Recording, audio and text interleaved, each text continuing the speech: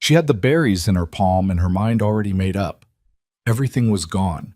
The ranch, the money, the man she'd built a life with, stripped away by men in suits who never once looked her in the eye. Maren Whitlock was 41 years old, standing alone in the Wyoming wilderness, and she had decided this was the end. Then a stranger's voice cut through the silence. Not kind, not gentle, just blunt and annoyed. Whatever you're about to do with those, don't. Bull, that moment didn't save her. What came after did. If you've ever been left with nothing and still had to get up anyway, watch this story to the end. Like this video and drop your city in the comments. I want to see how far this story travels. She had the berries in her palm for 3 minutes before the voice came. Maren Whitlock stood at the edge of a shallow creek bed, the October wind pulling at what was left of her hair. Loose now, half unpinned, her hat lost somewhere back on the trail where she'd stopped caring about keeping herself presentable. The water below wasn't deep enough to drown in. She'd already checked. That was how she'd ended up here, at this particular patch of nightshade near the creek bank. Having worked through her options with the same systematic thoroughness she'd once applied to her late husband's cattle ledgers. The berries were small and dark. She knew what they were. She'd grown up on the frontier, same as anyone. She wasn't crying. That surprised her sometimes, the absence of tears. She'd cried so much in the months after Edmund's death that she thought she might have simply run out, the way a creek goes dry in August. Now there was just a kind of gray quiet inside her chest where everything else used to be. 3 minutes, maybe 4. Whatever you're about to do with those, don't. The voice came from behind her and to the left, flat and unhurried, like a man commenting on bad weather. Not alarmed, not tender, just matter of fact. Maren didn't drop the berries. She turned around slowly because she was tired and because she didn't particularly feel like rushing anything. The man was on horseback, maybe 30 yards away, a big gray gelding standing still on the rise above the creek bank. He wasn't reaching for a weapon. He wasn't dismounting. He was just looking at her the way you'd look at a fence post that had fallen the wrong direction, like it was a problem, but not an emergency. "I don't know you," Maren said. "No," he agreed. "You don't." He was somewhere in his mid-40s, she guessed, though the Wyoming sun had a way of adding years to a face. Dark hair going gray at the temples, a jaw that hadn't seen a razor in several days, and eyes that were, she noticed this despite herself, not unkind. Not warm, exactly, but not unkind. "Then I'll thank you to ride on," she said. "Can't." "Why not?" "Because you're standing on my property," he said.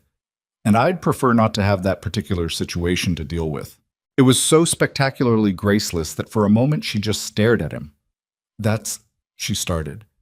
"Gideon Mercer," he said, as if the introduction explained the rudeness. Maybe in his mind it did. "I run the Lost Creek outfit, 2 miles east of here. This whole section belongs to me." He paused. "Or the bank, depending on who you ask. But that's a separate matter." Maren looked down at the berries in her hand. Then, slowly, she let them fall. She wasn't sure why. She told herself later it was just the absurdity of the moment, dying on a stranger's property while he sat on his horse and complained about the inconvenience.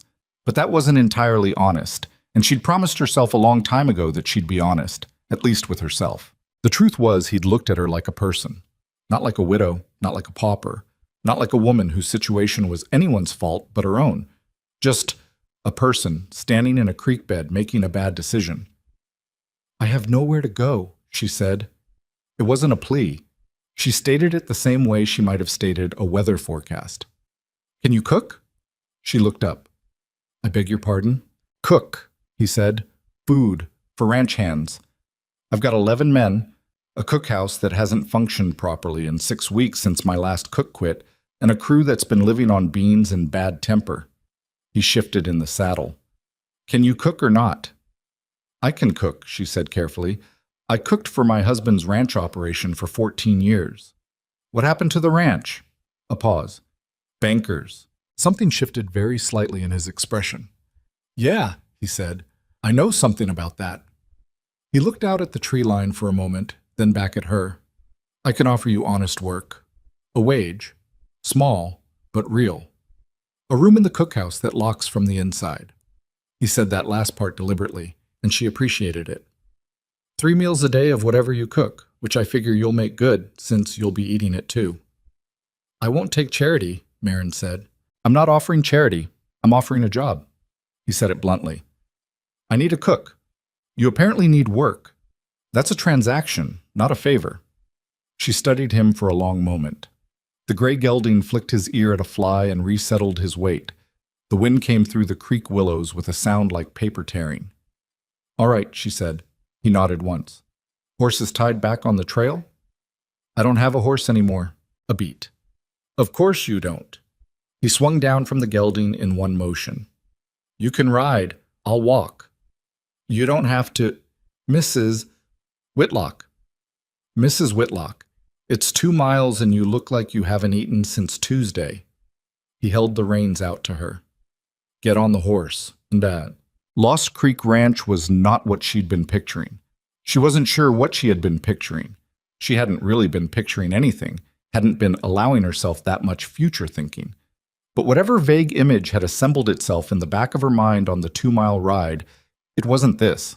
The main house was solid enough, well built from timber and stone, with a good chimney and real glass windows. That was where the respectable parts ended. The yard was a disaster.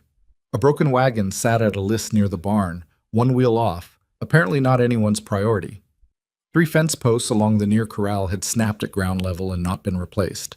Someone had tied rope between the standing posts as a temporary measure, which had then sagged into near uselessness. The barn doors were hung wrong and wouldn't close fully. There was a smell of rot coming from somewhere near the root cellar.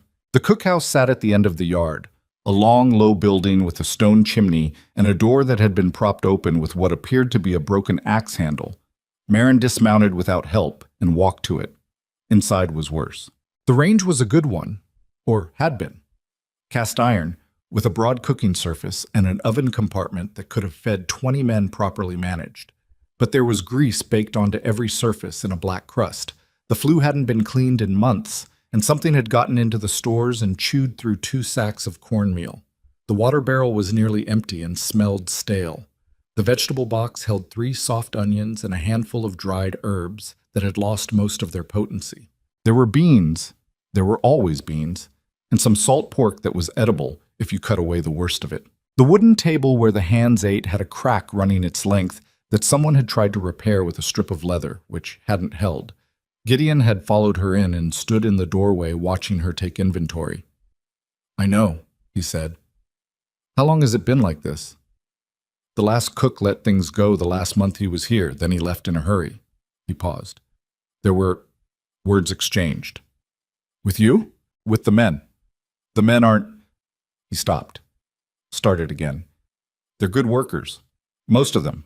But they're frustrated and underfed, and they've been at each other's throats, and I don't have time to manage personalities right now because I'm trying to keep 40 head from drifting south and figure out why my eastern fence line keeps getting cut. Marin turned to face him. Your fence line is being cut deliberately? 3 times in 6 weeks. His jaw tightened. Cattle get through, wander, take time to round up, time I don't have. He looked at her steadily. I told you it was an honest job. I didn't tell you it was an easy situation. No, she said. You didn't. She looked back at the range. I'll need supplies, real ones, not whatever's left in that box. Flour, lard, eggs, if there are any, more salt pork, fresh water, and someone to clean the flue before I light that stove, or we'll have a fire in the roof. I'll send someone.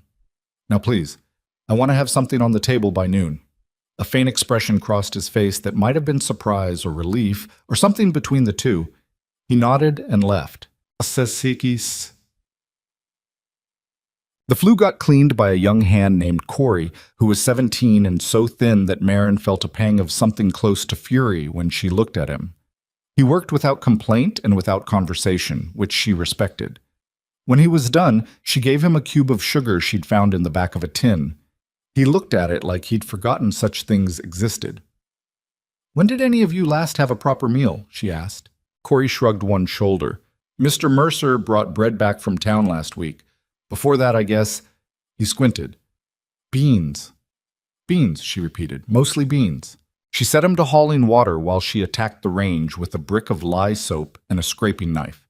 It took 40 minutes and 2 broken nails, but when she was done, the cast iron surface was clean enough to use properly. She lit the fire, adjusted the damper, listened to the draw, clean and strong, and felt, for the first time in longer than she wanted to calculate, like herself. The supplies Gideon had sent over were better than she'd expected.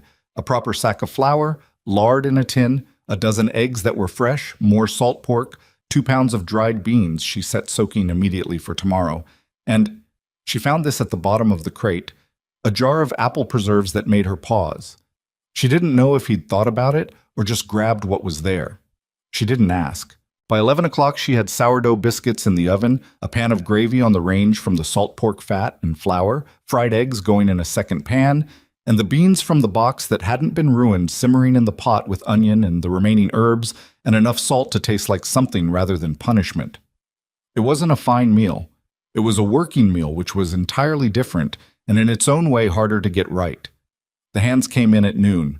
There were 11 of them, as Gideon had said, ranging from Corey's 17 to a weathered man called Dix, who had the look of someone who'd been working cattle since before Marin was born.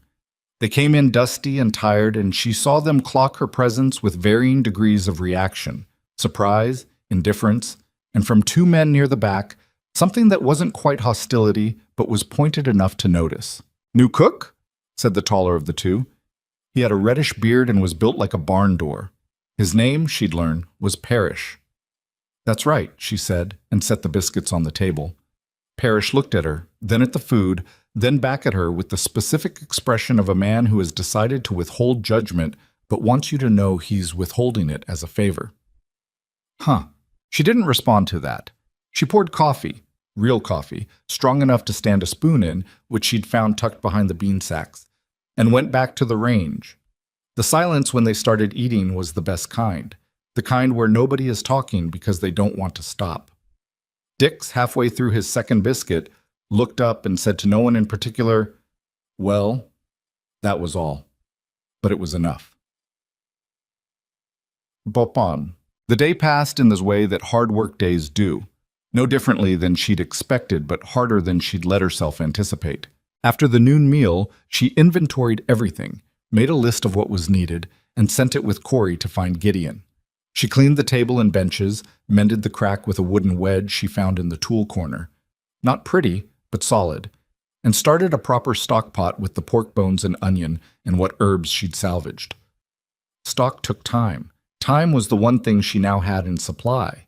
She found in the back corner of the storage room a crate of seed potatoes someone had stored wrong, half rotted. She sorted through them for an hour, salvaging what could be saved, composting the rest. There was a kitchen garden plot behind the cookhouse, she'd noticed, untended, gone to weeds, but the soil looked good. In spring, she thought, then stopped herself. Spring was a long time from now. She wasn't making plans. Around 3 in the afternoon, Parrish appeared in the cookhouse doorway with the look of a man who had been elected to say something and wasn't happy about the election. "So you're staying then," he said. "Appears that way," she said without turning from the pot. "Mercer find you somewhere out on the range?" "I was nearby." A pause. "You know anything about running a ranch kitchen? Real running it, I mean, not just—" He searched for words. "Some women, they think cooking for ranch hands is the same as cooking for a parlor." "I cooked for a cattle operation for 14 years, she said. "I've cooked in drought conditions when there was nothing to work with. I've cooked for 20 men at spring roundup. I've cooked for 1 man for weeks at a time when the hands were all out on range and I was alone at the house." She turned around then and looked at him directly. "I know what this is. I'm not confused about it." Parrish looked at her for a long moment. His face was hard to read, which she suspected was intentional. "The last cook," he said finally. "He played favorites, gave the older men more, the younger ones less, kept back the good stuff for himself." He paused. "Made things ugly in here." "I don't play favorites," she said. "Everyone gets the same, and if there's not enough for everyone, no one gets extra." She held his gaze. "That's how it worked on my ranch, and that's how it'll work here." Something in his posture changed, not softened exactly, but settled, like something he'd been braced for hadn't happened. "All right," he said, and left. She turned back to the stove and let out a breath she hadn't realized she'd been holding. Bum. Supper was better than noon. She'd gotten proper flour now, and the biscuits were lighter, and she'd managed the beans into something that actually had flavor, and there was fresh coffee again, and the stock was ready to be used. Tomorrow she'd make something real. A stew, maybe, or a roasted pork if Gideon could get a shoulder from somewhere. But tonight the men ate without complaint, and several of them, including Dix, said something directly to her as they left. Not effusive, just acknowledgement. Good meal, ma'am. Thank you. Best beans I've had in a while, and I don't even like beans. Corey helped her clean up without being asked. She noticed that and said nothing about it, but gave him a slightly larger pour of coffee than the others when the men were gone. Gideon came in last, after the hands had cleared out. He sat at the far end of the table, not at the head, she noted. He seemed to have no interest in claiming that position, and she put a plate in front of him without ceremony. He ate without talking for a while. She cleaned the range and let him. Dick said something to me on the way out, he said eventually. Oh? Said you told Parrish everyone gets equal portions. That's right. He was quiet for a moment. The man before you, Roy, he had a system. I didn't know about it for months. His voice was even, but there was something underneath it. By the time I found out, half my crew was barely on speaking terms with the other half. I heard something about that. You've been here 8 hours. People talk, she said, especially when they haven't had a decent meal in a while. It loosens things up. He looked at her. That same look as at the creek bank, direct and assessing without being aggressive. You're going to be good at this, he said. Not flattery, just observation. I know, she said. Not arrogance either, just matching his register. He almost smiled. It was a small, almost, barely visible, but she caught it. He ate the rest of his meal in silence, thanked her, and left. She heard his boots cross the yard toward the main house, and then the quiet of the Wyoming night came back in, and she stood alone in the clean cookhouse for a while and listened to nothing in particular.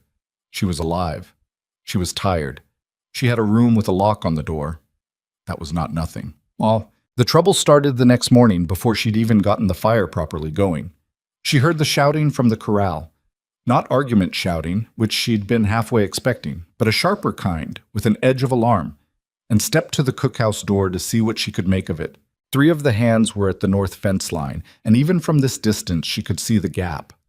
Another cut. The wire was on the ground, the post snapped at the base, and there was a churned track in the frost where cattle had gone through in the night. She could see Dix riding out already, and Parrish pulling on his jacket in a hurry, and somewhere beyond the barn she could hear Gideon's voice giving orders in that clipped, efficient way he had. She went back inside and put the coffee on. Whatever was happening, it would be worse on empty stomachs. By the time the men came back in for a short breakfast, they were going out again quickly, she could tell. She had biscuits done and eggs ready and the coffee strong, and she served them fast and without asking what had happened, because she could read the mood clearly enough. Gideon came in last again, coat muddy at the knees from where he'd apparently kneeled to look at something. How many head? She asked him. He looked up. You saw? I heard. How many? 6, that we can tell so far. Might be 8. He sat down heavily and she put coffee in front of him. 3rd time in 6 weeks. Same section of fence? Neighboring section each time, moving east. He looked at his coffee. It's not random. Somebody knows this land. She poured her own coffee and sat down across from him, which she hadn't done before, and which he registered but didn't comment on. You said someone wants to buy the ranch. Harlan Voss, he said flatly, out of Cheyenne. Big money, mostly from land acquisitions and lending operations. He's been after this property for 3 years. Because of the water. Gideon looked at her sharply. How do you know about the water? The creek we met at. It runs through your property. That's the headwaters for everything in this valley. She paused. I was a rancher's wife for 14 years. I know what water rights mean out here. He was quiet for a moment. Voss has been buying up the smaller operations around the valley. 3 in the last 2 years. Each one had trouble beforehand. Injuries, bad luck, that kind of thing. His voice was careful and controlled in the way of someone choosing not to be angry in front of someone else. Then Voss came in with a low offer, and they were in enough trouble they had to take it. And he's tried that with you, twice. I said no both times. He looked at the table. I've been trying to prove what he's doing, but without... He stopped. Without proof, she said. Without proof, it's just a rancher being paranoid about bad luck. She held her coffee cup with both hands and looked at him. Do you keep ledgers? Of course. Going back how far? 5 years. Edmund, my father's bookkeeper, set up the system. I've kept it up. Invoices? Bills of sale? Records of what was lost and when? He frowned slightly. Yes. Why? Because whoever is doing this is costing you money in a pattern, she said. And patterns show up in numbers. If I could look at the ledgers, the last 6 months especially, going back to when the trouble started, I might be able to show you where the losses cluster, which operations get hit and when. She paused. I kept my husband's books, and before we lost the ranch, I tried to find the pattern in what the bank was doing to us. Her voice was steady. I didn't find it in time, but I know what to look for now. He studied her for a long moment. The morning light was coming through the single window, gray and clean, and somewhere outside the hands were saddling up to go after the missing cattle. Why? He said. Why what? Why would you? He seemed to be searching for how to ask it. You just got here. This isn't your fight. Marin set her cup down. Harlan Voss, she said, or someone like him. You know who held my husband's notes? Something shifted in his face. Ah, I don't know if it's the same man, but the method is the same, and the people who ended up with what was ours. She stopped, started again. I've been blaming myself for a year, for not seeing it, for not stopping it. She looked at him directly. I would like very much to see it this time. Gideon looked at her for what felt like a full minute. I'll get you the ledgers, he said. Ooped. She cooked through the morning and read ledgers in the afternoon, spreading the pages across the cleaned cook table while the stock pot simmered and the hands were out on range. Edmund, her husband, had kept beautiful books. That had been one of his great gifts, that precision. And she had loved watching him work. The neat columns, the careful totals, the way he annotated the margins with shorthand only the two of them could read. Gideon's ledgers were not beautiful. They were functional, accurate, she thought, but recorded in the handwriting of a man who wrote as quickly as possible and considered neatness an unnecessary luxury. Still, the numbers were there. She worked through the most recent 6 months first, because that was where the damage would be clearest. August. Normal. Cattle sold, supplies purchased, wages paid. A broken water pump. That happened anywhere. A loss of 2 head to a predator. Plausible enough. September. A fence repair she'd expected. But also, she looked closer, a supply delivery that was 30% short from what had been ordered. Paid for in full, but not delivered in full. She marked it, October, the first deliberate fence cut, the one that had started Gideon talking about it as a pattern. 6 cattle lost, 3 recovered. Cost, significant. But also, she leaned in, a sale of 2 horses that had gone through a broker in Laramie she didn't recognize, at well below market value. She marked it. She went further back. 6 months. 8 months. A year. By the time Gideon came in at dusk, she had 3 pages of notes and her jaw ached from clenching it. Sit down, she said. He sat. He was dirty from the day's work, and she could tell he was tired, but he looked at the pages she'd spread out and was quiet. You've been losing money in ways that aren't random for at least 10 months, she said. Some of it is the obvious sabotage, the fences, the missing cattle, but some of it is inside. She placed her finger on the supply entry. This delivery. Short by 30%, but you paid the full invoice. Either the supplier shorted you or someone on this end accepted delivery knowing it was wrong. His jaw tightened. And these horse sales. She showed him the page. Who arranged these? My old foreman, Hayes. Something crossed his face. He left 2 months ago. Left willingly? I thought so. His voice was flat now. I thought so.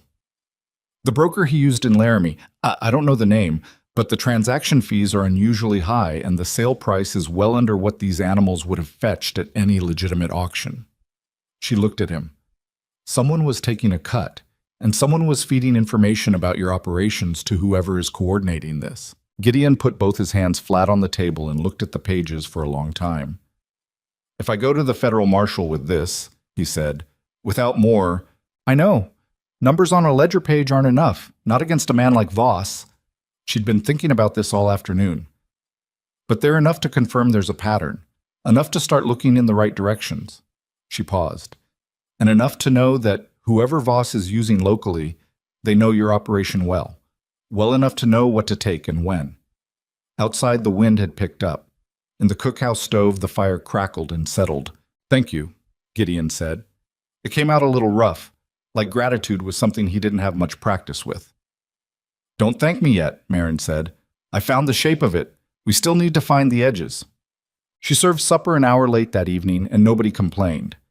Parrish, who had become her unofficial barometer for crew morale, came back for a second helping of the stew, salt pork and potato and whatever dried vegetables she'd found in the back of the stores, and said, without looking at her directly, "We got 7 of the 8 head back." "Good," she said. Cut fence was on Morrison's section line. Morrison's been gone 2 years. Land's been sitting. He paused. Bought by some outfit out of Cheyenne. She looked at him. He looked at his bowl. "I thought you'd want to know," he said. "I did," she said. "Thank you."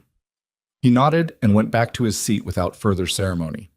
Corey, clearing the table later, said quietly, "Parrish doesn't tell people things unless he thinks they're worth telling."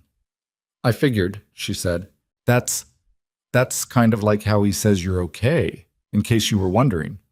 She smiled at him, and he turned red and carried the dishes to the wash basin with great concentration. Marin lay on the narrow bunk in the cookhouse room that night and stared at the ceiling. The lock was turned. The fire had burned down to coals in the stove next door, and the warmth seeped through the wall. Outside, the Wyoming night was enormous and cold and full of stars she couldn't see from this small window with its frost-furred glass. She thought about the berries in the creek bed, how the decision had felt so logical, so complete, and how now, after one long, chaotic, exhausting day, there was already a list in her head for tomorrow. Things to do, things to fix, a pattern of numbers that needed more working, a kitchen garden plot that would need tending come spring, a boy of 17 who'd gone back for a second biscuit like it was the best thing that had ever happened to him. She didn't know if this was hope or just stubbornness. She'd come to think they were mostly the same thing. She turned onto her side and closed her eyes and was asleep in minutes, which was something she hadn't managed in months. The stove ticked quietly in the next room. Outside, the cattle in the south corral shifted and settled. The Wyoming night did what it always did and held everything in it, the living and the dead, and the ones still deciding which they wanted to be. Marin Whitlock had decided. At least for tonight. That was enough. The list she'd made the night before was still on the cook table when she woke before dawn, and she stood over it in the gray half-light with a cup of coffee and read it the way you read something you wrote in a different state of mind, checking to see if it still made sense. It did. That was something. The kitchen garden behind the cookhouse was the first item, but that could wait for better weather. The supply shortfalls from September's ledger were second. She needed to compare the original purchase order against the delivery receipt, if Gideon had kept both. He had, as it turned out. He kept everything, which was not a quality she'd expected from a man who wrote in handwriting that looked like a fence in a windstorm, but there it was.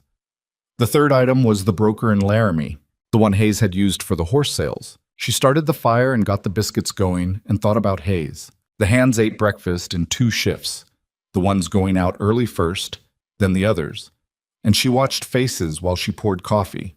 11 men. She'd learned most of their names by now. Corey the youngest, Dix the oldest, Parrish the most skeptical, and a quiet Mexican hand called Reuben, who worked harder than anyone and spoke about half as much. There were others, Stills, who laughed too loud at his own jokes, Fowler, who had a bad knee. He never mentioned, but she'd noticed the way he moved. A pair of brothers named Cal and Trace, who bickered constantly but were apparently inseparable. And then there was a man named Doyle. Doyle had been here the longest after Dix, and something about him had been bothering her since the first day without her being able to name it. He wasn't unfriendly. He did his work, as far as she could see.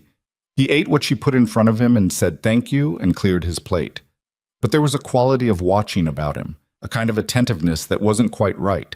Like a man in a room where there's been a loud noise who is still listening for the echo. She noticed things. She'd always noticed things. Edmund used to call it her talent and her curse in equal measure. She said nothing about it yet. It was just a feeling, and feelings weren't enough. After the second breakfast shift cleared, she pulled out the original supply invoices and compared them against the delivery receipts, and what she found confirmed what she'd suspected. The September delivery, the one 30% short, had been receipted by Hayes. His signature, clear and neat, acknowledging goods received, except the goods hadn't all arrived. Either Hayes had signed a false receipt or he'd signed a correct one and the missing goods had left the property some other way. She sat with that for a while and drank more coffee than was probably wise. Around mid-morning, Gideon came through to refill his cup. He had a habit of drifting through the cookhouse at irregular intervals, which she'd initially thought was oversight, but was starting to suspect was deliberate. And she showed him the receipts without preamble. He looked at them for a long time. Hayes signed off on a short delivery. Yes, either he accepted a bribe to receipt goods that hadn't arrived, or the goods arrived and left again through him. She tapped the page. Either way, this is where some of your money went, and whoever sold those missing supplies somewhere else had to have a buyer. Voss's operations. Probably, but proving that requires knowing where the goods went, and I don't have access to Voss's books. She paused. What I can do is document the loss precisely. What was ordered, what was paid, what was actually used. If a federal investigator ever gets involved, they'll need this kind of detail.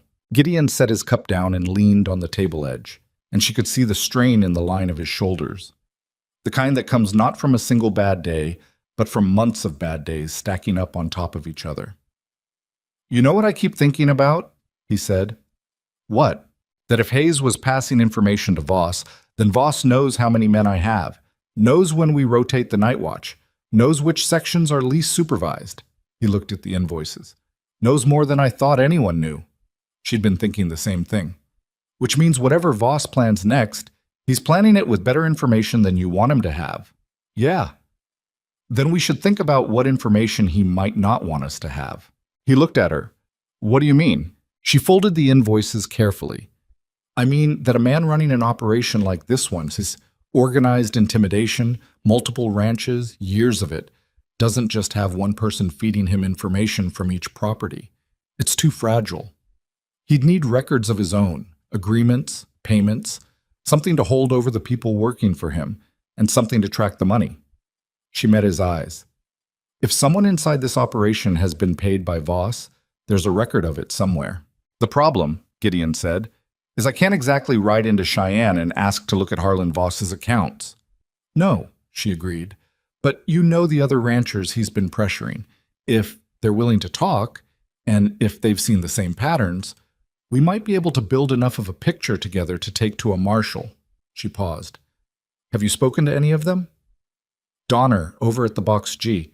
We've talked around it. Neither of us wanted to say it plainly because... He stopped. Because saying it plainly makes it real. Yes. I think, Marin said carefully, it might be time to say it plainly.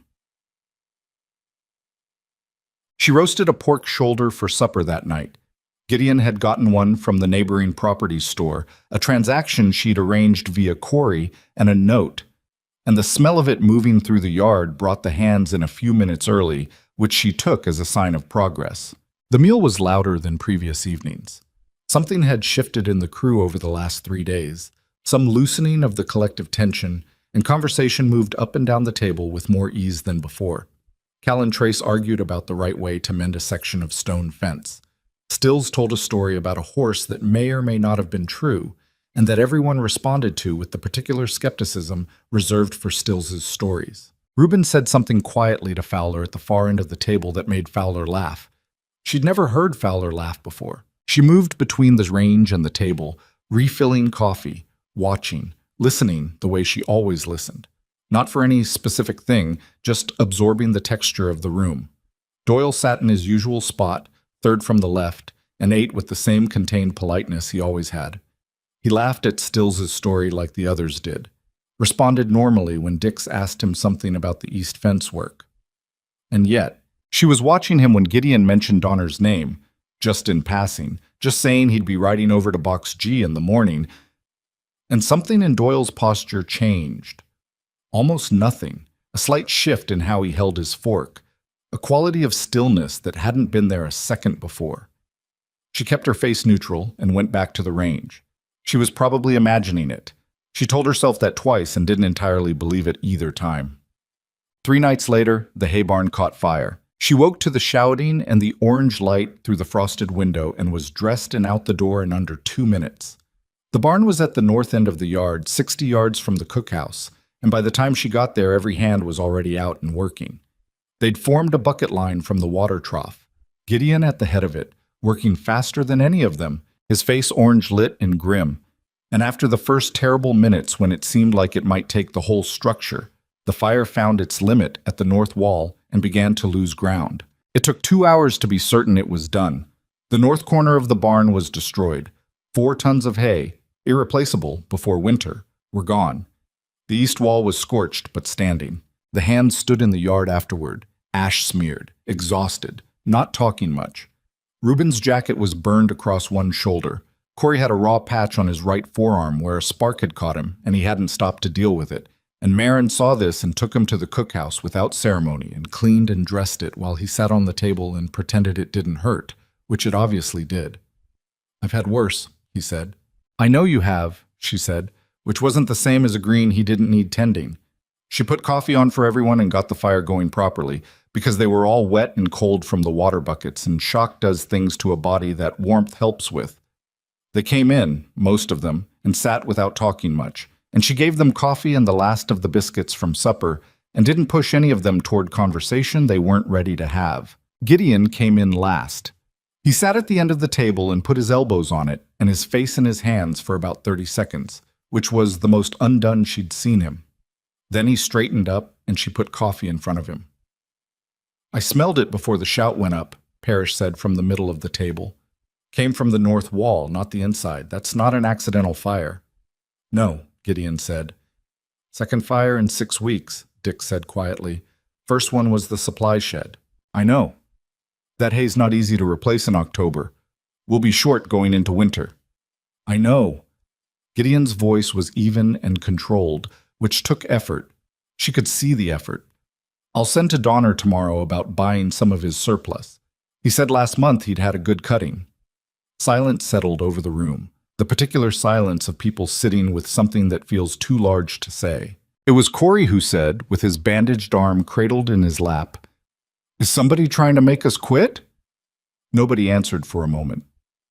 "They're trying to make Mr. Mercer quit," Parrish said. His voice had gone flat in a particular way.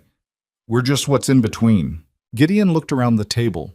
In the cookhouse light, with his face still shadowed by the night's work, he looked older than he had 3 days ago. "I'm not quitting," he said. He said it quietly and without drama, and that was exactly why it landed the way it did. "I want to be clear about that. I understand if any of you want to move on. I won't hold it against anyone, but I'm not leaving this property." Nobody moved. After a moment, Dix picked up his coffee cup.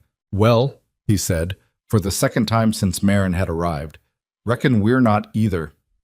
Cal and Trace exchanged a look. Reuben nodded once at the table. Parrish just continued looking at his hands, which was the same as saying yes for Parrish. Marin stood at the range and felt something shift in the room. Not a resolution exactly, not anything that solved the practical problem, but something important nonetheless. The kind of thing that holds people together when the practical solutions run thin. She said nothing. Sometimes the most useful thing was to hold the coffee pot and let a moment be what it was. The next morning she went to Gideon before the hands were up. "I need to tell you something," she said, "and I might be wrong about it." He was already dressed, sitting at the kitchen table in the main house with papers in front of him, and he looked up without surprise like he'd been expecting her. She told him about Doyle, the quality of watching, the reaction to the mention of Donner's name. She was careful to say, twice, that it was an impression only. Nothing documented, nothing she could point to in the numbers. Gideon listened without interrupting. When she was done, he was quiet for a moment. "Doyle's been with me 4 years, he said. "I know. He was here before Hayes." "I know that too." He looked at the window, gray morning light, frost on the glass. If I'm right, he knows everything, your schedule, your plans, how many men you have and where they are. He knew you were going to Donner's. She paused. The fire happened the night after you mentioned Donner's name at the supper table. Gideon's jaw tightened. I'm not saying I'm right, she said. I'm saying the timing is bad enough that we have to consider it. He stood up from the table and walked to the window and stood there with his hands in his pockets, looking out at the burned corner of the north barn that was just visible from this angle. What do you want to do about it? He said. I want to be careful about what we say when he can hear us, she said. And I want to see if the pattern changes when the information he has is wrong. Gideon turned from the window. You mean feed him false information? Not yet. Not until we have more. She met his eyes. But I want to know I'm wrong before I assume I'm right. If the next thing we plan goes badly in a way that's consistent with someone knowing about it in advance, that narrows it considerably. He looked at her for a long moment. You're not just the cook, he said. It wasn't quite an accusation and wasn't quite a compliment. I told you that in the creek bed, she said. You knew when you hired me. He almost smiled again. It was becoming a familiar almost, that expression, like a door cracked open and then quickly thought better of. All right, he said. We'll be careful. The week that followed was hard in the ordinary way of ranch work in early winter. Cold mornings, frozen water lines, cattle that had drifted further than they should, a section of the remaining fence that needed rebuilding before real snow hit. Marin cooked 3 meals a day, managed the stores with the efficiency of someone who had learned to make very little do a great deal of work, and continued working through the ledgers. What she found, the more she looked, was worse than she'd initially understood. The pattern of losses wasn't random, even within single months. Supplies went missing in the week after wages were paid, which was when Hayes would have had cash on hand to pay someone for accepting a short delivery. Fence cuts happened most often on nights when the watch rotation put fewer men on the eastern sections, which meant whoever planned them knew the rotation schedule. Cattle that drifted through cut fences ended up in sections of land that bordered properties recently purchased by Voss's holding company out of Cheyenne. She wrote all of this down in a clean hand, organized by date and category, and created something that she'd done once for a lawyer in Sheridan who was trying to help another ranching family fight a bad foreclosure. A summary document laying out each incident, the loss it caused, the financial impact, and the thread connecting it back to Voss. It took her 4 evenings, working after the kitchen was clean and the hands were settled, the cookhouse quiet except for the fire and the Wyoming wind coming in off the mountains. On the 5th evening, Gideon came in and found her at it and sat across the table without speaking and looked through what she'd put together. He turned pages slowly. The fire in the stove settled. Outside, someone walked across the yard. She heard boots on frozen ground, and then quiet again. He stopped. Started again. How long did this take you? Evenings, she said. It's not done. I'm still working back through the older records. He turned another page. This is what a lawyer needs. This is what a federal investigator needs. He looked up. You knew that when you started. Yes.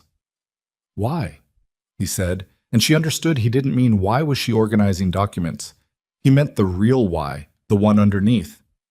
She was quiet for a moment, deciding how honest to be. Because I had exactly this kind of proof once, she said, about what was being done to our ranch. Edmund and we knew something was wrong. We could feel it the way you could feel weather coming. But by the time I understood the shape of it well enough to show someone, we didn't have the time or the money to do anything about it. She looked at the papers between them. I don't want that to happen to you. And I don't want those other ranchers Voss forced out to have happened for nothing. Gideon held her gaze.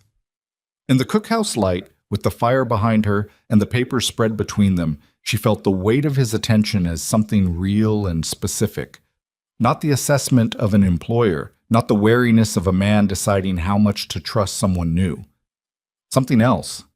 Something that had been there since the creek bed, maybe, in that flat, unhurried voice that had said, "Whatever you're about to do with those, don't." She looked back at the papers before either of them had to do anything with it. The issue, she said, is that this is all circumstantial. Without someone who can testify to being paid by Voss or documentary proof of the payments themselves, a good lawyer gets most of this thrown out. She tapped one of the pages. We need to find the inside of his operation, not just the outside. If Doyle is what you think he is, if Doyle is what I think he is, she said, he's a way in, but only if we're careful. Gideon folded his hands on the table and looked at them. He was thinking, she could tell. Not reactive thinking, not the frustrated cycling she'd seen in him the first days, but something more deliberate. It was, she thought, one of his genuine qualities. When the anger burned itself out, which it usually did within minutes, what was underneath was patient and methodical. "Then we'll be careful," he said again. The same words as before, but heavier now, carrying more of what they both understood they were walking toward. She nodded and went back to the ledger. The fire crackled. Somewhere outside, a horse shifted in the remuda, hooves soft on frozen ground. Marin wrote in her careful hand, column by column, building the case that might save what was left of something worth saving. She didn't think about the creek bed anymore when she lay down at night. She thought about the numbers, the dates, the pattern, the shape of the thing. That was enough. For now, that was more than enough. The document Marin had built over those 5 evenings sat in a leather satchel under her bunk, and she thought about it every morning when she lit the cookhouse fire. It was good work. She knew it was good work, but good work on paper meant nothing if Voss had time to move his money, close his accounts, and put enough distance between himself and the men he'd hired that no federal investigator could bridge the gap. She'd seen that happen once already, with Edmund's ranch, with the bank that had folded itself into a larger institution before anyone could get a hearing. By the time the law moved, there was nothing left to find. She was not going to watch that happen again. The idea came to her on a Tuesday morning, the way most of her ideas came. Not in a flash, but in the slow accumulation of pieces that had been sitting in different corners of her mind until they found each other. She was standing at the range turning bacon when it assembled itself, and she stood there for a moment with the fork in her hand and thought it through from 4 different directions before she said anything to anyone. She waited until after supper that evening, when the hands had cleared out, and Corey had finished the dishes and gone to the bunkhouse, and then she went to the main house and knocked. Gideon answered the door with a book in his hand and the particular expression of a man who has been reading alone and doesn't entirely resent the interruption. "I need to talk to you about something," she said. "I assumed." He stepped back to let her in. The main house was neat in a functional way. Not a woman's neat, not the kind of neat that came from caring about appearances, but the kind that came from a man who knew where everything was and wanted it to stay there. A single lamp on the table, papers in a stack beside it, the book he'd been reading placed face down in a way that would crack the spine. She'd have told him so at another time. She sat across from him at the table and laid it out without preamble. "We've been reacting," she said. "Every time something happens, we respond to it. We chase cattle, we put out fires, we mend fences. And the whole time, whoever is feeding Voss information sits at our table and watches." She paused. "We're always behind. We need to get in front of it." Gideon set the book down properly this time. "What are you proposing?" "We give them something to react to instead." She folded her hands on the table. "Voss is after this ranch because of the water rights. The only way he gets those rights is to buy the property. The only way he buys the property is if you're desperate enough to sell or the bank forecloses." She looked at him steadily. "So what if he believed you were about to solve the money problem, permanently? What if he believed there was a large cash payment coming to you, enough to pay down the bank debt and stabilize the operation for the next 2 years? Gideon looked at her. "There isn't." "He doesn't know that." A pause. "You want to spread false information," he said. "I want to spread exactly one piece of false information through exactly one channel," she said. "If Doyle is what I think he is, and we say the right thing within his hearing, it gets back to Voss within 48 hours. And then we watch what Voss does with it." "What do you think he does?" "I think he tries to intercept it," she said. "If he believes you're about to become financially secure, his window closes. He's been at this for months. He's not going to let the opportunity walk past him." She met his eyes. "He'll send someone to take the money before it reaches you." Gideon was quiet for a long moment. The lamp between them sent a yellow circle across the table and left the corners of the room in shadow. "And when they come," he said slowly, "we'll be ready for them. We'll have men in position in advance, not a large group, enough to surround whoever shows up, and enough witnesses that there's no question afterward about what happened." She'd been working through the logistics all day. The moment someone attempts an armed robbery on a staged cash transfer, they've committed a federal crime. And a man facing federal charges has reason to talk about who hired him. Gideon turned this over. She could see him doing it, the methodical quality she'd come to recognize, the way he examined a thing from multiple sides before he committed. The risk, he said, is that they send more men than we can handle. Yes. And if the information gets back to Voss and he decides not to bite, if he's more cautious than we think, we've shown our hand and gotten nothing. Also, yes. He looked at her directly. You've sat with those risks. I have. And you still think it's worth it. I think the alternative is we keep reacting until he finally breaks something we can't fix, she said. The hay barn nearly went. If the next fire is the main barn, or the house, or someone gets hurt, she stopped. We're already behind on winter supplies. We can't absorb another significant loss. The wind outside moved through the yard, and somewhere in the barn a horse shifted against a stall wall with a low thud.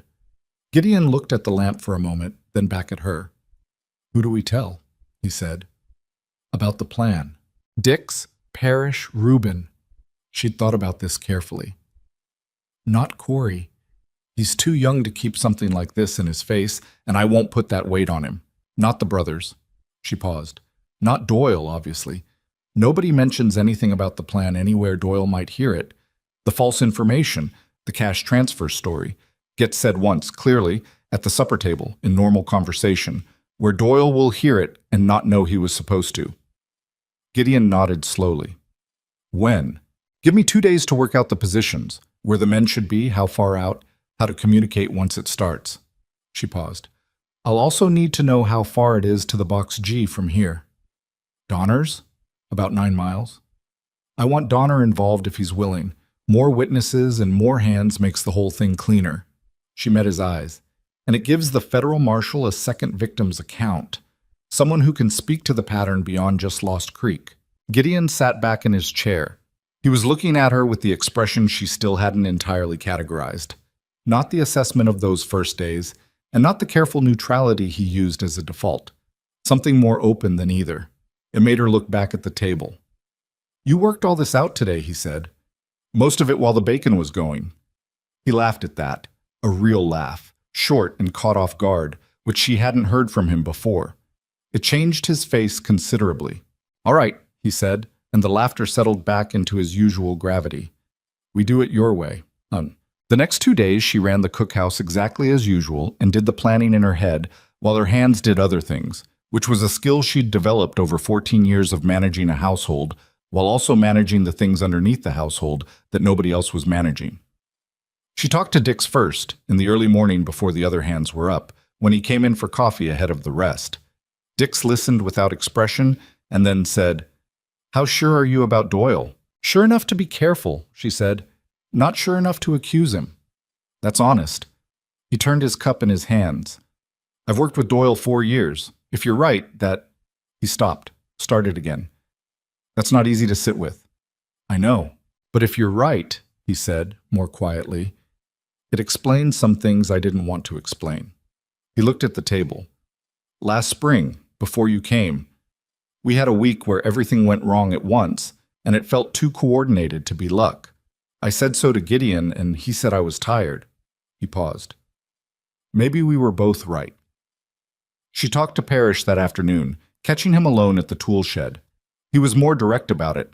If Doyle's been selling information to Voss, Parrish said flatly, I want to be in the position that's closest to whoever comes through.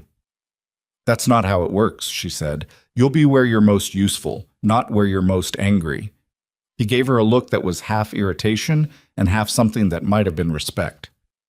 You're very calm about this. I've been very calm about terrible things for a long time, she said. It's not the same as not feeling it. He held her gaze for a moment. No, he said. I suppose it isn't. Reuben she told in the evening, simply and directly, because that was the only way to talk to Reuben.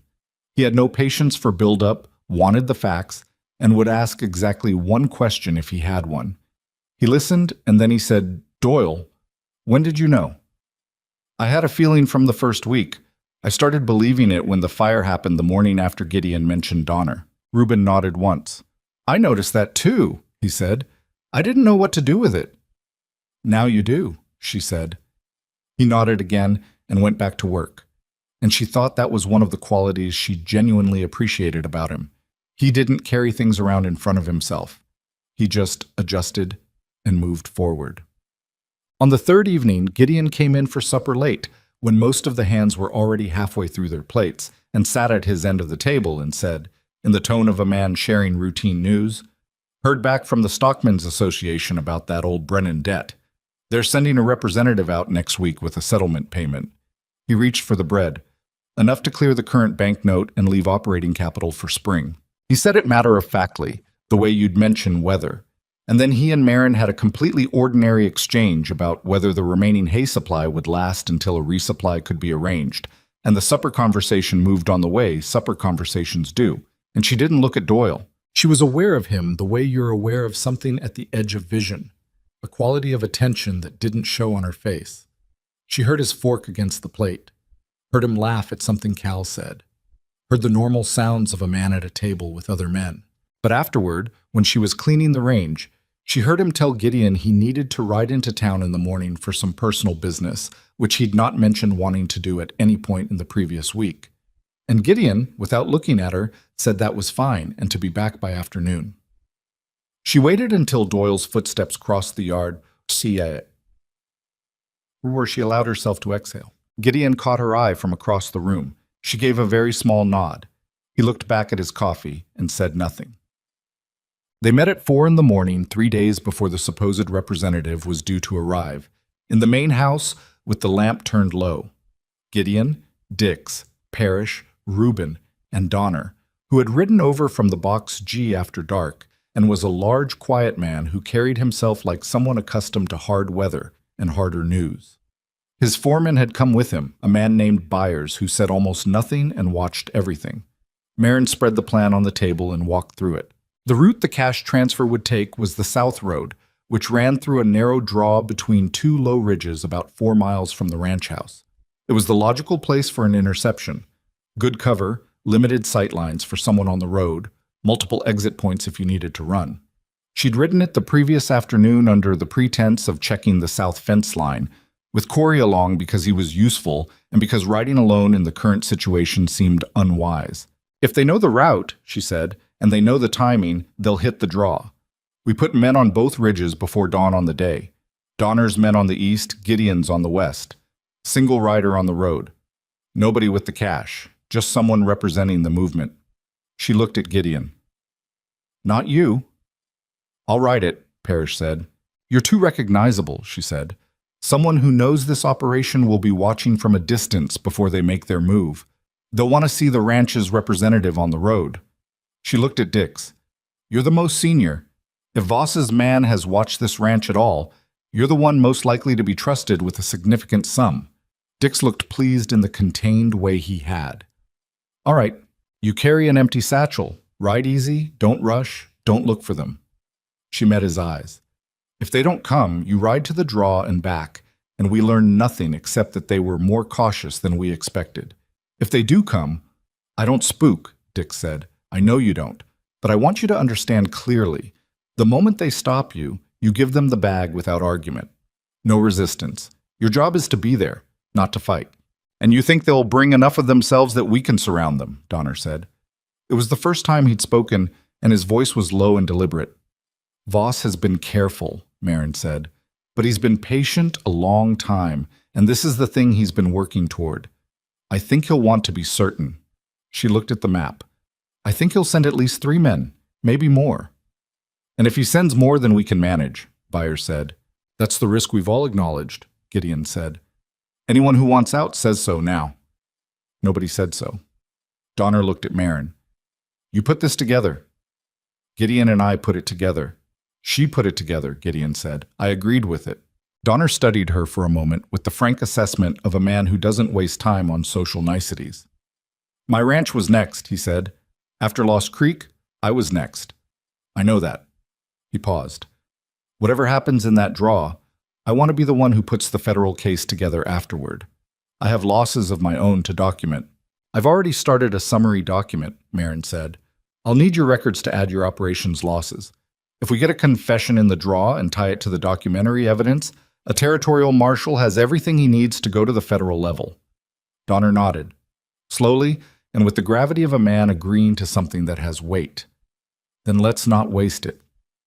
The 2 days before the ambush were the longest Marin had spent since the days immediately after Edmund died, when time had gone strange and elastic, and the hours didn't correspond to what the clock said. She cooked, she cleaned, she managed the stores and did the ledger work and talked to Corey about the kitchen garden, which she'd decided she would start planning for spring, regardless of how the thing in the draw went, because planning for spring was its own form of commitment, and she needed to make it. Doyle came back from town the day after his ride in and behaved exactly as he always had, which she'd expected. What she hadn't entirely expected was how ordinary it felt, sitting across the supper table from a man who was almost certainly responsible for the hay barn, for the missing cattle, for the supply shortfalls that had ground Gideon's operation down month by month, and passing him the salt when he asked for it. She slept badly. She was honest with herself about that too. On the morning of the third day before dawn, she stood in the dark cookhouse and watched Dix check the cinch on his saddle in the lamplight from the barn door. The satchel was over his shoulder, empty, but weighted with river stones to give it the right shape and heft. He looked up and caught her watching. "Not the strangest thing I've ever done," he said. "Good," she said. "Strange is harder to act through." He nodded, and she handed him a wrapped piece of cornbread because she didn't have anything more useful to give him, and it seemed wrong to let him ride out with nothing. He tucked it in his coat pocket without comment and rode out.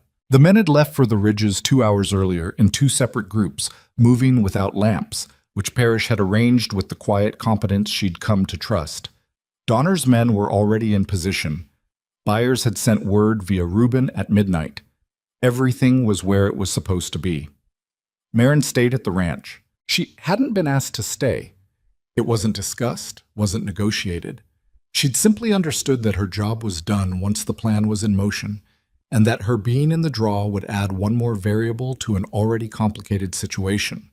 She was not, whatever else she was, a woman who complicated situations unnecessarily. She put the coffee on and sat at the cook table and waited. The morning was very quiet. No wind. The frost on the window glass caught the gray pre-dawn light and made small prismatic patterns at the edges that she watched without thinking about much. Around mid-morning, she heard hoofbeats in the yard, and she was at the door before the sound had fully registered. Gideon rode in first, then Parrish, then 3 of Donner's men escorting 2 riders with their hands bound to their saddle horns, and then Dix, unhurt, still with the satchel over his shoulder. He caught her eye across the yard and gave her the smallest nod. Behind them, on foot, wrists bound in front of him, came a man she'd never seen before. Heavy-set, maybe 40, with a working man's coat and a face that had made a specific decision to show nothing. But behind him came Doyle. He wasn't bound. He was walking of his own accord, which in a way was worse. He'd been in the east draw, apparently, had been identified by Byers before the men on the road arrived, watching from behind cover. When the trap closed and the men in the road found themselves surrounded, Doyle had made a calculation and had apparently decided that the calculation came down in favor of not being found with a weapon drawn. He walked into the yard and he didn't look at anyone in particular, and then, once, he looked at Marin. She looked back at him without flinching. There was a great deal she felt in that moment, and none of it was satisfaction. It was too ugly for satisfaction, too familiar in its shape. A man who had eaten at the same table and slept in the same bunkhouse and worked the same ground, and had been reporting every detail of it to someone whose goal was to take it all away. She understood it, and she was still furious about it, and those 2 things sat in her at the same time without resolving each other. "The other man," she said to Gideon quietly when he'd dismounted. "His name's Cutter. He says he doesn't know anything and then said 3 things that contradicted that in the first 5 minutes. Gideon's voice was low and controlled. "Talk. They always talk when there's nobody around to pay them not to. Is anyone hurt? Trace got a scratch from a bullet that went wide. He's fine and he's very proud of himself about it." She absorbed this. "And the trap worked," he said, simply, without elaboration, which was exactly right. She nodded. He stood close to her in the doorway, close enough that she could see the dust on his coat and the lines around his eyes that were deeper than they'd been even a week ago. He'd been riding since before dawn, and he was tired, and he was looking at her with that expression she still hadn't found a name for, and she was suddenly aware of how long she'd been standing in the dark kitchen with cold coffee going colder, and a heart that had been hammering quietly against her ribs for 3 hours without her acknowledging it. "It worked," he said again, and this time the weight of what that meant was fully in his voice. "I know," she said. Her own voice was steadier than she expected. Neither of them moved for a moment. Then she turned and went back to the range, because there were 11 men who were going to come in cold and exhausted, and in need of something hot. And because turning back to the range was the best thing she knew how to do with a feeling she wasn't ready to name yet. She put fresh coffee on and started the fire back up, and listened to the yard settle into the particular noise of something difficult that had been survived, and told herself that for right now, this was enough. It was more than enough. It was everything. Cutter talked by the second morning. It wasn't dramatic. It wasn't the kind of breaking down that made for a good story. There was no shouting, no threats, no moment of sudden conscience. It was simply the arithmetic of a man who had been paid to do dangerous work, and who, now that the work had gone wrong, was doing the same arithmetic every man in his position does. What is loyalty worth against what I am facing, and who is more frightening, the man who hired me or the law that has me? The law, it turned out, was more frightening. Voss was far away in Cheyenne and getting farther every hour. The federal deputy marshal who rode out from Laramie on the second day was right there in the room. His name was Aldridge, a lean, dry man in his 50s who listened without expression and wrote things down in a notebook with the focused efficiency of someone who had done this a great many times and had learned to separate what mattered from what didn't. He'd been recommended by the Stockmen's Association, and when Gideon met him at the gate, he'd looked at the summary document Marin had prepared and spent 11 minutes reading it without speaking before he said anything at all. What he said was, "Who put this together?" Gideon had brought her out of the cookhouse for that conversation, and she'd stood in the yard in her apron and answered Aldridge's questions for 40 minutes while he went through the document page by page. He didn't treat her with the particular condescension she'd learned to expect from men in official positions when confronted with a woman who knew more than they expected. He treated her the way she imagined he'd treat anyone who had done useful work, as a source of accurate information, which was all she'd ever wanted to be. By the time Cutter finished talking, and he talked for most of a morning, with Aldridge taking notes and occasionally asking questions in that dry, focused way, the shape of what Voss had built was clear enough to act on. It was larger than they'd known. The operation had been running for 6 years, not 3. 11 ranches in total, across 2 territories. Voss's method was consistent. Identify a property with something he wanted: water rights, mineral access, a position in the valley that controlled movement, and then apply pressure through a network of hired men until the owner was desperate enough to sell it whatever Voss offered, which was always well below value. The hired men were paid through shell accounts routed through the Laramie broker, the same one who'd handled the horse sales from Lost Creek. And the broker took a cut and kept records that he'd been told were confidential, but which, as Aldridge observed, were simply records, and records could be subpoenaed. Doyle had been Voss's man at Lost Creek for 2 years.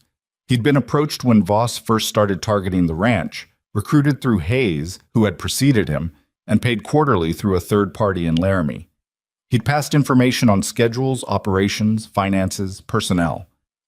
When Cutter had been sent with his men to take the supposed cash payment, Doyle was to confirm the route and timing and then absent himself from the property on the excuse of personal business, the same way he'd ridden to town after the supper conversation. He had not anticipated Marin. She heard that secondhand from Parrish, who'd been in the room when Aldridge questioned Doyle. Doyle had apparently said, with a kind of dull bewilderment, that everything had been manageable until the woman came and started reading the books. Parrish had found this satisfying in a way he didn't bother to conceal when he told her. He said it like you were some kind of, I don't know, complication he hadn't planned for. "I was," she said. "Good kind of complication." She poured him coffee and didn't say anything else, but she held on to that for longer than she'd have admitted. Aldridge stayed for 3 days, working through the documents, the testimony, the ledger summaries. He was methodical about it in a way that gave her confidence, not the confidence of someone being assured things would work out, but the confidence of watching a professional do professional work. He flagged 6 entries in her summary that needed additional support and told her precisely what form that support needed to take. She went back to the ledgers and found 4 of the 6 within a day, which he acknowledged with a single nod that carried more weight than most people's elaborate praise. The third entry she found on the second evening in a record of a supplier invoice that she'd initially set aside as ambiguous. The sixth she couldn't find. She told him so directly. "That's all right," he said. "5 of 6 is more than sufficient. The sixth can be inferred from the pattern." He closed his notebook. "Mrs. Whitlock, the document you've prepared here is better than what I receive from most professional legal clerks. I want you to know that. It's not difficult work if you know how accounts are supposed to look," she said. "No," he agreed. "It isn't. The difficulty is usually in finding someone who knows how they're supposed to look." He paused, and she understood there was something specific in what he wasn't saying. "My husband kept good books," she said quietly. "I learned from watching him." Aldridge looked at her for a moment. "Where was your ranch?" "Sheridan County. We lost it 14 months ago." A beat. "To a banknote." "To a banknote that was called early based on a technicality that shouldn't have applied to our situation," she said. "I've always believed it wasn't legitimate. I couldn't prove it at the time."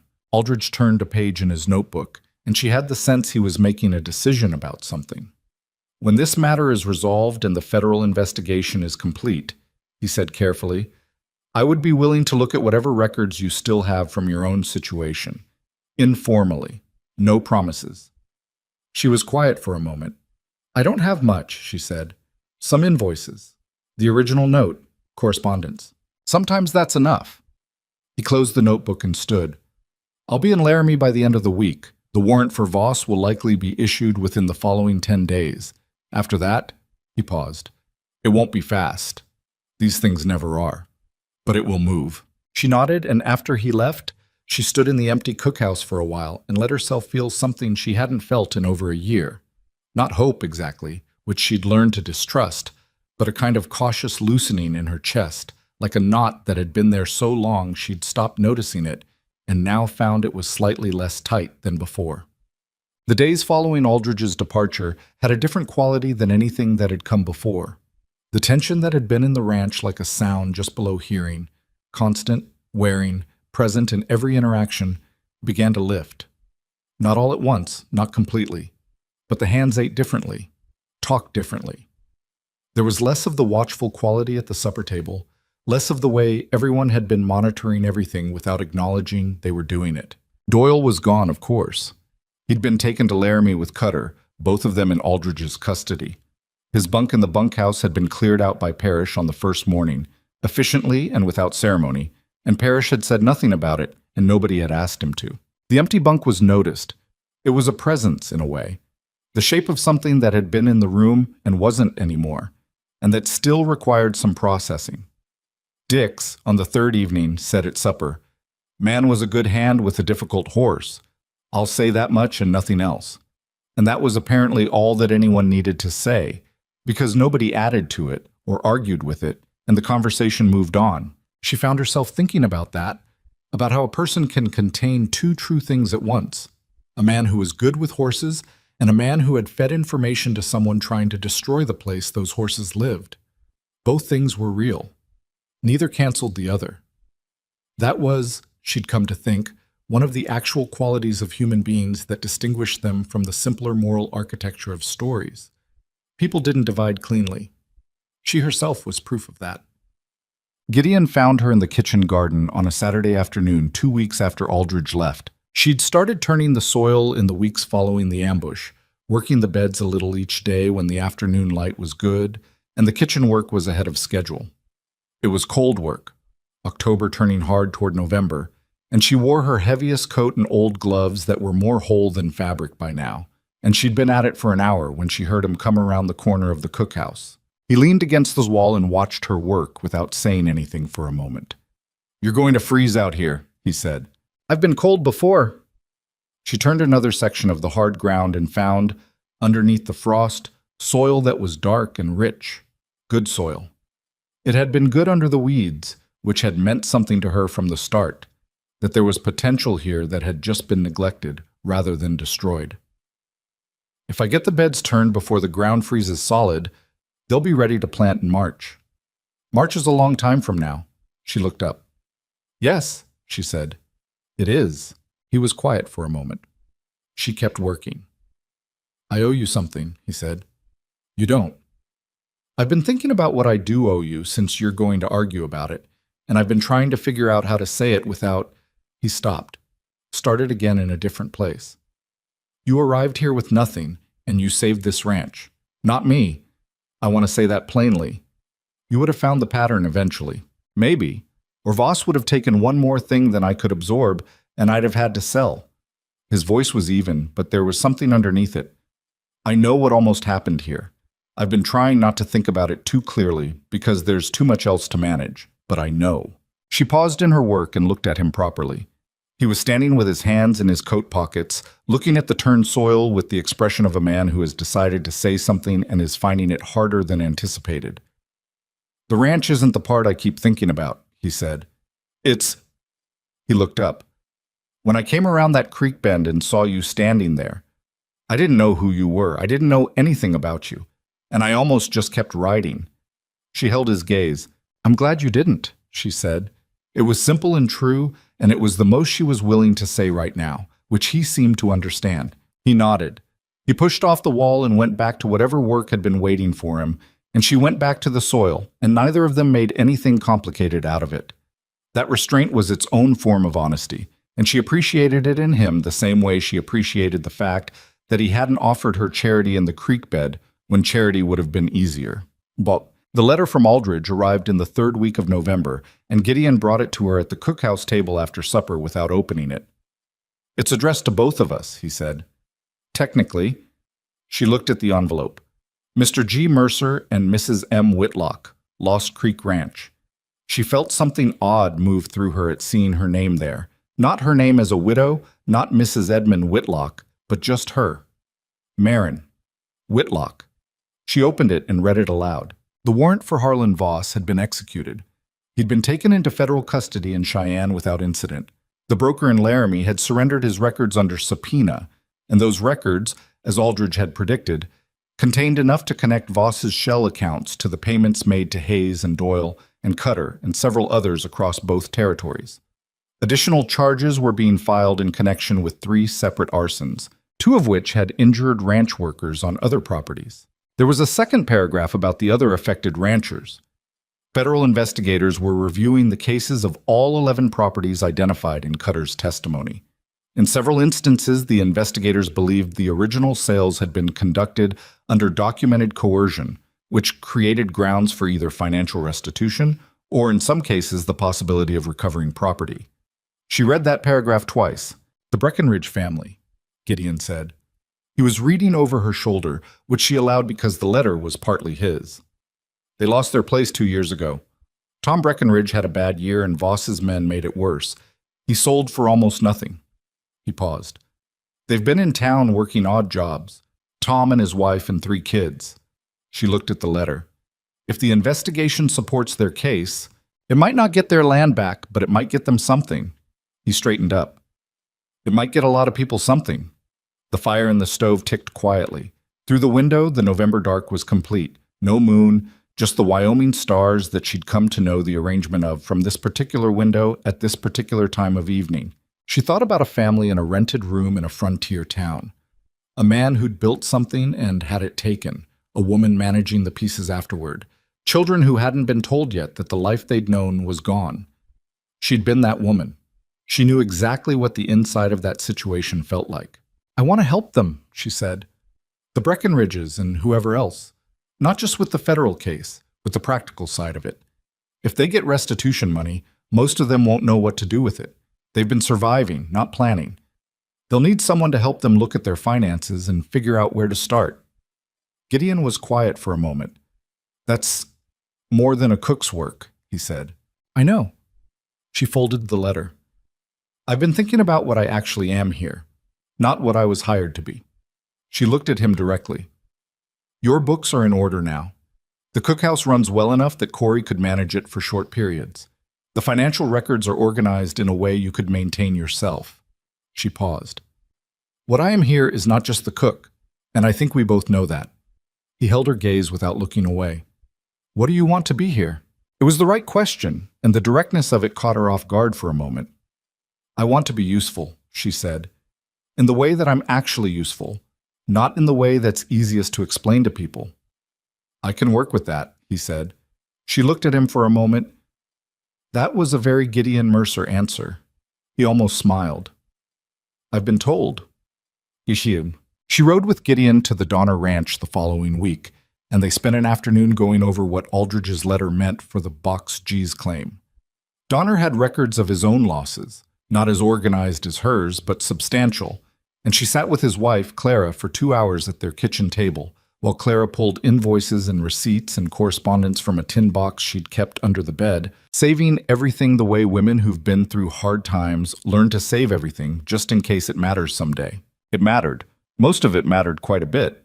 Clara Donner was a small, sharp-faced woman in her 60s who reminded Marin of nobody so much as herself in 20 years, if she was lucky.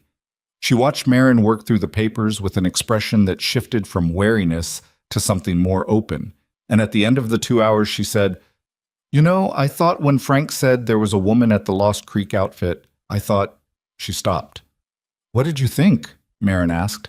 "I thought it would be another situation where someone needed looking after." Clara said it without apology. "We've had enough of those." "I know," Marin said. "So have I." Clara looked at her steadily. "You're not that." "No," she agreed. "I'm not." Bus.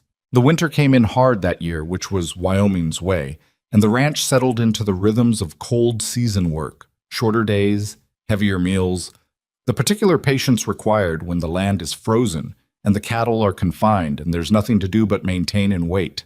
Marin expanded the cookhouse stores in a way that would see them through February without a resupply run unless the weather demanded one. She reorganized the dry goods shelving so that inventory could be assessed at a glance, which saved time in the morning and reduced waste. She started a logbook of what was used and when, which would allow future planning to be based on actual patterns rather than guesswork. None of this was dramatic.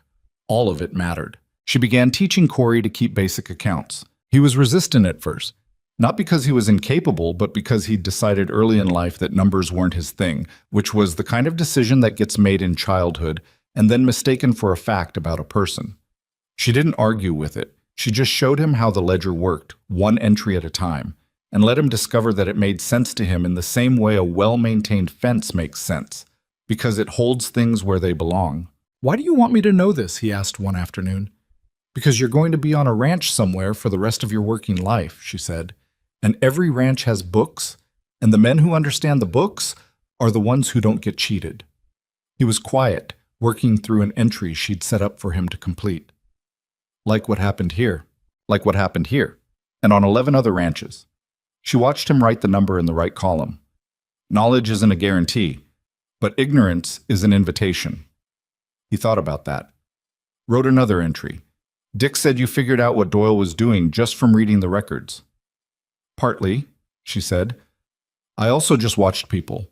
The records confirmed what I'd already started to think." "How do you do that?" "Watch people, I mean, and actually see things." She considered this. "You stop deciding what you expect to see," she said, "and you just look at what's actually there." Corey wrote another entry in careful, improving handwriting. He was getting better at it faster than she'd expected, which she didn't tell him because he'd get self-conscious about it. The letter from Aldridge's office arrived in January, and this one was addressed only to Marin. It was brief and careful, the way legal correspondence tends to be. A federal investigator reviewing the foreclosed ranch cases had examined the records from the Sheridan County Bank that had held Edmund's note. There were irregularities in the timeline of the note being called, irregularities consistent with a pattern of manufactured default that the investigator had now seen in several of the Voss-connected cases. The bank had not been directly connected to Voss, the letter said, but the method was similar enough that the investigator wanted to speak with her directly. He would be in Laramie in February, if she could come. She sat with the letter for a long time. Gideon found her at the cook table an hour later, the letter folded in front of her and her coffee gone cold. He read her face before he read the letter, which she appreciated about him, that he'd learned to look at her properly. He sat down across the table without speaking, which was exactly right, and waited. She pushed the letter across to him. He read it, looked up. "I'll take you to Laramie in February," he said. She'd been about to say she could arrange it herself, that she didn't need, but she looked at him, and what she saw stopped that particular response before it started. He wasn't offering out of pity or obligation or even protectiveness, exactly. He was offering the way you offer something to a person you've come to stand with, because it was the right thing to do, and because he wanted to. "All right," she said. He nodded and handed the letter back and got up to pour his own coffee, and she looked at the folded paper in her hands and felt the knot in her chest ease another degree. It didn't dissolve. She didn't think it ever would, entirely. There were things that happened to a person that left a permanent alteration, not a wound exactly, more like a change in the topography of yourself. Edmund was gone. The ranch was gone. That was real, and it would stay real. But she was here, at this table, in this kitchen that she had made into something functional and warm and genuinely useful. With a man across the room who poured coffee like a person who knew where everything was and had decided to keep it there. Outside, the January wind was doing what January wind does in Wyoming, reminding everything alive that it was alive, which was its own kind of information. She refolded the letter and put it in her apron pocket and got up to start the noon meal. There was work to do. There was always work to do, and she had stopped minding that the way she'd once minded it. Work meant forward. Forward was, it turned out, the only direction she had ever actually wanted to go. Laramie in February was gray and cold and smelled like coal smoke and horse, and the particular mud that forms when snow melts in the middle of the day and freezes again at night. Marin had been to Laramie twice before, once with Edmund on a supply run, once alone after his death on an errand she'd rather not remember. And both times it had struck her as a town that was always in the process of becoming something without quite arriving. They rode in on a Tuesday, Gideon and Marin and Dix, who had come along without being asked and without explaining himself, which was his way. They took rooms at a boarding house on the main street and met the federal investigator, a man named Pruitt, younger than Aldridge and more formal in his manner, at the Territorial Land Office at 9 in the morning. Pruitt had the bank records spread on a long table when they arrived. He'd been at this for some time already, she could tell. There were handwritten notes in the margins of his own documents, the kind that accumulate over days of work rather than a single morning. He shook her hand without any particular ceremony and invited her to sit, and then he walked her through what he'd found. The bank that had held Edmund's note, the First Territorial of Sheridan, had called the note 7 weeks ahead of the contractual default window. The reason given in their records was a missed payment. The payment, however, had been documented in Edmund's own receipts as delivered on time. She had the receipt, had carried it in the bottom of her bag for 14 months without entirely knowing why. The way you carry things that feel important before you can articulate how. This receipt, Pruitt said, holding it carefully, conflicts directly with the bank's own ledger entry. One of them is wrong. Given what we now know about the methods used in similar cases, he set it down. I want to be careful about what I promise you, Mrs. Whitlock. The bank itself may not have been in direct coordination with Voss, but the individual who flagged your note and pushed the early call, a loan officer named Carver, appears in 2 other case files, and Carver's name appears in the broker's records from Laramie. Boas. The room was quiet for a moment. Carver was being paid, she said. It wasn't a question. It appears so. The investigation is ongoing. Pruitt looked at her steadily. What I can tell you now is that your case will be included in the Federal Review, that the receipt you've held constitutes material evidence, and that there is a reasonable possibility, I won't say certainty, of financial restitution for what was taken. She sat with that for a long time. Gideon was to her left, and she was aware of him not moving, not speaking, giving her the space to have this herself, which she needed. Edmund died, she said finally, 4 months after we lost the ranch. The stress of it. He wasn't a young man, and it... She stopped. He didn't live to see any of this. No, Pruitt said quietly. I'm sorry. She nodded. She'd been nodding at condolences about Edmund for over a year, and she'd never gotten any better at receiving them. But she nodded anyway because it was what you did, and because Pruitt said it like he meant it. Whatever restitution comes, she said, I want it to go toward the Breckenridge family first. They have 3 children, and they've been in town with nothing for 2 years. She looked at Pruitt directly. Our situation is resolved. Theirs isn't. Pruitt looked at her for a moment. That's... Not how restitution typically works. It goes to the claimant. I understand how it works. I'm telling you what I'd like to do with it, Gideon said from her left. Tom Breckenridge has 2 boys old enough to work. If the Box G and Lost Creek each take one of them on as hands this spring, they'd have wages coming in while the legal process runs its course. He paused. Donner already said he'd do it. I'll do the same. Prewitt looked between them. Something shifted in his expression. Not unprofessional, just human. The face of a man who spent most of his time looking at the damage people do to each other and occasionally seeing something different. I'll note the preference in the case file, he said. I can't guarantee the outcome, but I'll note it. The trial of Harlan Voss began in April and lasted 11 days. Marin did not attend. She'd thought about it, had wanted to, in the visceral way you want to see the end of something that has cost you. But by April, the ranch was in the full push of spring work.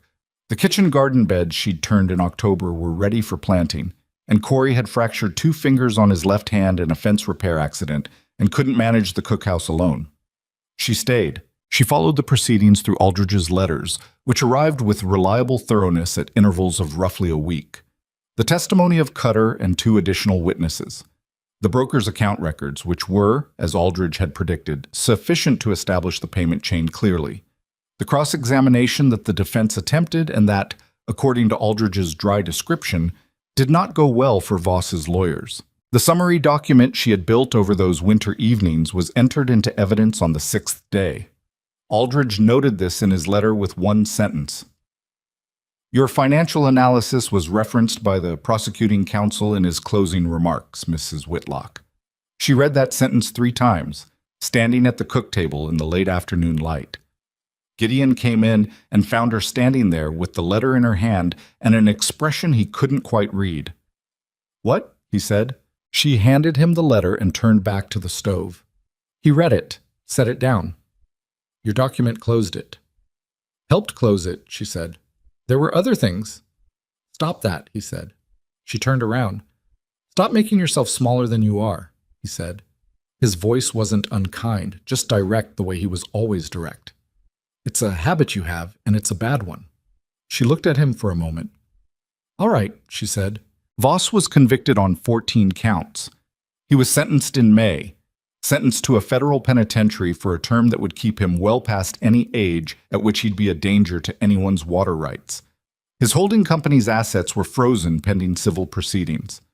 The process of reviewing the 11 affected properties began. 3 families received financial restitution by summer. 2 more were still in process, but the outcomes looked favorable. The Breckenridges received enough by June to make a start. Not to buy back what they'd lost, the land itself had already moved through too many hands for that, but enough to put a down payment on a smaller property further north and begin again. Their eldest boy, 17 and built like his father, had been working at Lost Creek since March and was, by Parrish's assessment, one of the better young hands they'd had. Parrish did not give assessments like that lightly. Marin made sure the boy knew, in an offhand way, that Parrish had said so, Sarsham. Gideon asked her to marry him on a June evening in the kitchen garden. It was not a romantic location by any conventional measure. She was on her knees pulling early weeds from between the bean rows, which had come up strong and even after a wet May, and he was crouched at the end of the row, watching her work in the way he sometimes did, not impatiently, just present. She'd grown accustomed to his particular quality of presence, the way he took up space in a room without demanding anything from it. He said, I want to ask you something. You can ask me things without announcing that you're about to, she said, pulling a stubborn weed root that had gone deep. This one I wanted to announce. A pause. Marin. She sat back on her heels and looked at him. He was looking at her with an expression that she recognized now, had been recognizing it in pieces for months, from the cookhouse doorway and across the supper table and in the quiet of the main house over ledgers, and had been letting herself register without acting on, because acting on things before you understood them had never served her well. I'm not asking out of gratitude, he said. I want to say that clearly before anything else. This ranch would have survived without you maybe, but He stopped, started differently. I'm a better version of what I am with you here, and I don't want to do this without you. Any of it. She looked at him for a long moment. The bean rows stretched away from them in straight lines. She'd planted them herself, had stood in the cold April ground and pressed each seed in at the right depth and spacing, had known while she was doing it that she was making a commitment of a kind that had nothing to do with legal documents. "I'm not easy to have around," she said. "I know. I'll always be reading the books. I'm counting on it. And I have opinions about how things should be run that I won't keep to myself." "I know that too." He met her eyes. "I've known that since the first morning when you told me you needed the flue cleaned immediately." She looked at him. He was not a man who said things he didn't mean, which was something she'd understood about him early and had verified repeatedly. He was also not a man who made himself comfortable with prettiness when the plain version was available. "Yes," she said. He nodded once. He reached over and pulled a weed that she'd missed and handed it to her, and she took it, and they were both quiet for a moment in the June evening light, the garden growing around them, and the ranch in the middle distance, and the Wyoming sky enormous and clear overhead. That was how it happened. No performance of it, no version of it that was more than what it was, which was, she thought, exactly right. They married in September in the yard of the Lost Creek Ranch on a Saturday afternoon, with the Hands and Donner and Clara and Pruitt and Aldridge and the Breckenridge family and a number of other people who had come to know the story of what had happened here, or some part of it. Clara Donner brought a cake that was somewhat lopsided on one side and tasted extraordinary. Corey's fingers had healed, and he played the fiddle, which nobody had known he could do until he showed up with the instrument under his arm that morning, and which he played with a competence that surprised everyone, including himself. Dick stood beside Gideon, which was right. Parrish stood at the back of the gathered group and looked like a man who was moved by something and was not going to admit it, which was also right. It was not a perfect day. The morning had been overcast, and the sun only came out fully around noon. One of the horses got loose from the corral during the ceremony, and Trace had to go after it, which interrupted the proceedings for about 4 minutes, while everyone pretended not to notice. Marin had spent the night before unable to sleep, lying in the cookhouse room she would be leaving, turning over the complicated feelings that accompany any real decision. The grief, mixed into the gladness, the awareness of what was not there alongside the awareness of what was. Edmund was not there. That was real, and it remained real, and she did not pretend it away. She'd loved that man for 14 years, and she carried him still, not as a wound, not as something that had to be resolved before she could live, but as part of who she was. You don't put down the people who made you. You just keep walking, and they come with you, lighter over time, but never absent. She understood that now in a way she hadn't understood it in the creek bed, when she'd believed that grief was something that came to a conclusion, that you either survived it fully or didn't survive it at all. The truth was messier and more livable than that. The truth was that healing was not the replacement of one thing by another. It was the slow expansion of a life that had room for both the loss and what came after. She looked at Gideon during the ceremony, and he looked back at her, and in his face was the same quality she'd seen from the beginning: the directness, the patience, the refusal to be anything other than exactly what he was. And she thought that two imperfect people making an honest commitment was about as good as it got, and that was good enough. More than good enough. The ranch grew in the years that followed, and it grew because they worked at it, both of them, together, in the way of people who have agreed on what matters and don't waste time disagreeing about it. Marin reorganized the financial operations through the first winter after they married, building a system that could be managed consistently and that flagged problems early rather than late. She brought in Corey as a full records assistant by spring, which freed her time for the larger strategic questions: when to expand the herd, when to hold back, how to negotiate with the Stockmen's Association on pricing. Gideon did not simply defer to her.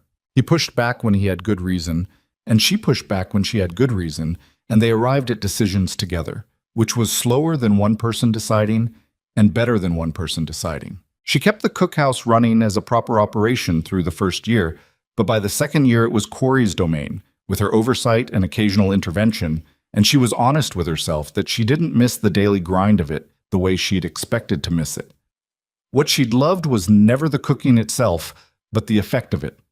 The fed and steadied hands, the table where hard men softened slightly over a good meal, the way food made a gathering out of a group of individuals. She could produce those effects other ways now, The kitchen garden was, by the third year, genuinely productive. She knew this was a small thing by any objective measure. She didn't care. She'd planted it herself from ground up, and things she'd planted were growing in it, and every spring when the first seedlings came up, she stood at the garden edge in the morning and felt something specific and quiet that she did not try to name. Donna and Clara came for supper every few weeks through the winter months. Prewitt visited once in the second year on his way through the territory on other business. He stayed 2 nights and ate more than seemed possible for a lean man, and told them, over the last evening's coffee, that the Voss case had been cited in federal proceedings in 2 other territories as precedent for how organized land fraud should be prosecuted. Your document, he said to Marin, came up specifically in the federal argument. She was quiet for a moment. Gideon looked at her across the table. Good, she said. That was all. But it was the right word. She thought about the creek bed sometimes. Not often. Not with the texture of obsession or the pull of something unresolved. Just occasionally, the way you think about a door that you almost didn't go through. The berries in her palm. The flat, unhurried voice from the rise above the bank. Whatever you're about to do with those, don't. She'd built a life on the other side of that moment. A real one. With difficulty in it and imperfection in it and loss that didn't stop being lost just because other things were also true. She had not been rescued. She wanted to be clear about that, even just to herself. She had been interrupted and then she had done the rest herself. The interruption mattered. The doing the rest herself mattered more. That was the thing she most wanted to say to the woman at the creek bank, if she could. Not that it gets better, which was true, but incomplete. Not that you find a good man who saves you, which was wrong in almost every important way. What she'd want to say was this: you are more than what happened to you. The worst thing that was done to you is not the last word on what you are. You have skills and clarity and a specific way of seeing the world that has value, and the grief is real, and the loss is real, and none of that changes the fact that you are still someone, still capable, still here. Getting up is not the same as being fine, but getting up is where everything else starts. She was 43 years old and she had a garden and a husband and a ranch that was one of the most solid operations in the valley, and a boy of 20 who was learning to keep accounts with a steadiness that made her proud in the specific way you're proud of something you helped build. She had the knowledge of what she'd done, the documents, the patterns she'd traced, the trap she'd designed, the case that had sent a powerful man to prison and returned at least some measure of justice to 11 families who'd given up hope of it. None of it had been clean or easy or without cost. All of it had been worth doing. Gideon found her at the kitchen garden gate one October evening, 2 years to the month since she'd arrived, leaning on the post and looking at the beds she was putting to sleep for winter. He came to stand beside her without announcing himself, which she'd stopped noticing because it had stopped being a surprise. Same time of year, he said. I know. He was quiet for a moment. What are you thinking about? She considered the honest answer, which was that she was thinking about a creek bed and a woman with berries in her hand and everything that had come after, and how none of it was what she'd planned and all of it was what she'd built. Spring planting, she said. He looked at her sideways. He knew that wasn't entirely true, and she knew he knew, and he let her have it anyway, which was its own kind of thing, the willingness to let a person keep the private room of themselves. The south beds need more compost before spring, she said. I want to try squash this year. All right. The evening light was going gold across the dry grass of the pasture, and the cattle in the south corral were moving in that unhurried way they had at the end of a good day, and somewhere in the bunkhouse someone was tuning Corey's fiddle, slightly off key, which meant Corey was teaching someone. The Wyoming sky did what it always did, which was be enormous and indifferent and beautiful. Marin Whitlock. Marin Mercer. Now, though she used both names and nobody argued with it, stayed at the garden gate a little longer and let the evening be what it was. She had learned, slowly and at considerable cost, that this was enough. Not a small enough, not a settling for enough, but a real and actual enough. The kind that doesn't need to be more than what it is, because what it is already the thing. This was the life she'd stayed for. Every day of it was the answer to the question she'd almost stopped asking.